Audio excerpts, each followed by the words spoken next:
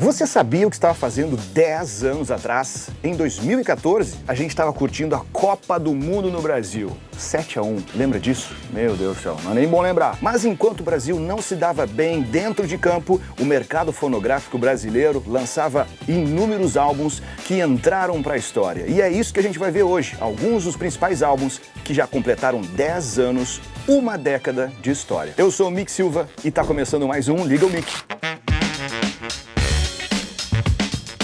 Vamos começar falando sobre um dos maiores nomes do rap nacional. Eu falo de Criolo, com o álbum Convoque Seu Buda. Convoque seu Buda, o clima tá tenso. Mandaram avisar que vão torrar o centro. Esse é o terceiro álbum de Criolo, que traz nesse repertório uma mistura de ritmos africanos, de reggae e, obviamente, do rap. Além de temas que abordaram a realidade do Brasil naquele momento, como ele canta na música Cartão de Visita, que ele gravou em parceria com a cantora Tulipa Ruiz. Abre aspas, governo estimula e o consumo acontece. Mamãe de todo mal e a ignorância só cresce. FGV, me ajude nessa prece. O salário mínimo com base no DIEESE, em frente a shopping marcar rolezinhos, debater sobre cotas, copas e afins. O opressor é omisso e o sistema é cupim. E se não existo, por que cobras de mim? Além dessa música, o álbum possui outras 9 faixas, incluindo a Convoque Seu Buda, que traz nome ao álbum do Criolo, Esquiva de Esgrima, Plano de Voo e Pegue Pra Ela. Nesse trabalho, assim como o sucesso de 2011 chamado Nó na Orelha, Criolo contou com as parcerias de Daniel Ganjaman e Marcelo Cabral na produção e também na mixagem desse álbum. O álbum Convoque Seu Buda foi lançado no Brasil, na Europa e nos Estados Unidos e em 2014 foi eleito o melhor álbum nacional pela revista Rolling Stone.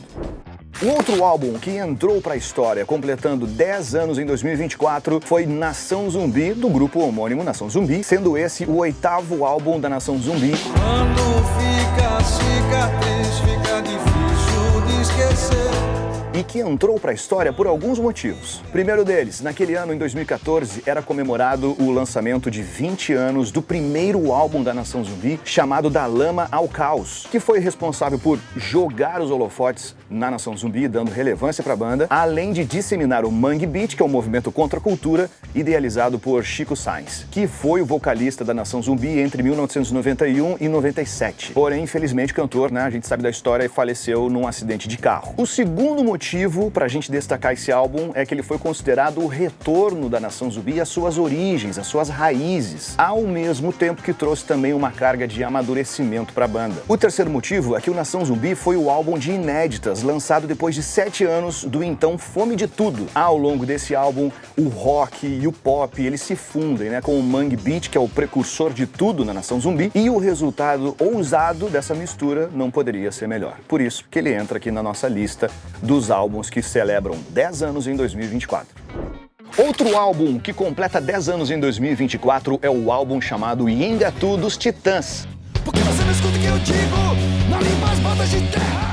A simbologia desse álbum já começa no título. É uma palavra indígena e significa língua geral. Foi criada lá no século 17 pelos jesuítas, que compilaram os diferentes dialetos indígenas para que os indígenas e os jesuítas pudessem se entender. A Torre de Babel na capa completa esse sentimento, que a banda quis trazer para esse álbum chamado Nhengatu. Em depoimento, a banda fala que essa capa representa um paradoxo da história do Brasil naquele momento, onde a torre que é destruída, ela representa a falta de entendimento e se contrapõe à origem de novas palavras que favorecem o entendimento entre as pessoas aqui no Brasil naquele momento. Como já era de se esperar, todo esse contexto do álbum Nhengatu trouxe uma ideia que o Brasil vivia muito naquele momento, que era a violência policial, a violência contra as mulheres, também a intolerância sexual, racial e social. A música Mensageiro da Desgraça, por exemplo, traz impressões de uma sociedade que via índios e também pessoas de rua como um grande problema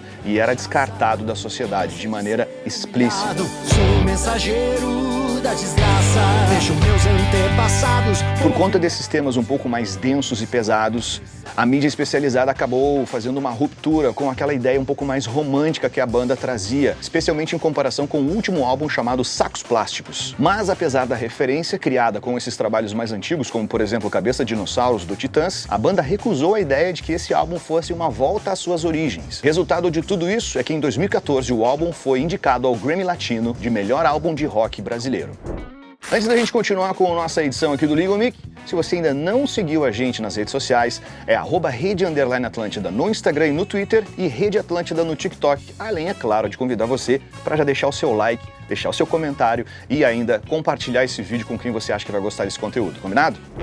Seguindo por aqui com a nossa lista dos álbuns mais emblemáticos que completam 10 anos em 2024, a gente segue com um álbum chamado Cores e Valores, do emblemático Racionais MCs aqui no Brasil. Cores e Valores, conspiração funk internacional em Jamaica. Cores e Valores trouxe 15 faixas que no total somam apenas 35 minutos, ou seja, você pode ouvir o álbum inteiro em 35 minutos, fazendo contraponto aos outros álbuns da banda, onde eles traziam letras mais longas e mais densas. Isso porque esse álbum traz letras com discursos curtos e também diretos. O discurso dessas letras fala sobre a situação social e política do Brasil, trazendo também o racismo como pano de fundo da sociedade brasileira. Mas também, dentro desse álbum, tem um tema que fala de amor.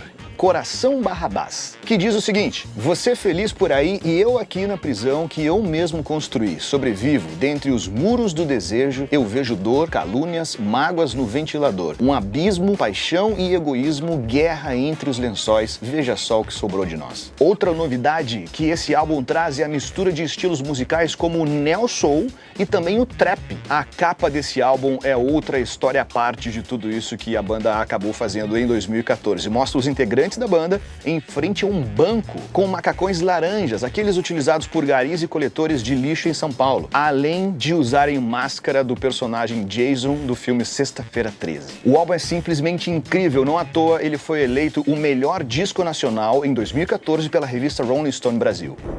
É claro que existem inúmeros outros álbuns e músicas que completam 10 anos em 2024, mas a gente pode voltar num próximo episódio a falar novamente sobre isso. Se você gostou, se você lembra de algum outro álbum que fez sucesso em 2014 e que completa 10 anos em 2024, por favor, comenta aqui com a gente, deixa a sua dica que a gente vai atrás. O Liga o Mic tá ficando por aqui, a gente se fala a qualquer momento na programação aqui do nosso canal Atlântida Fora do Ar.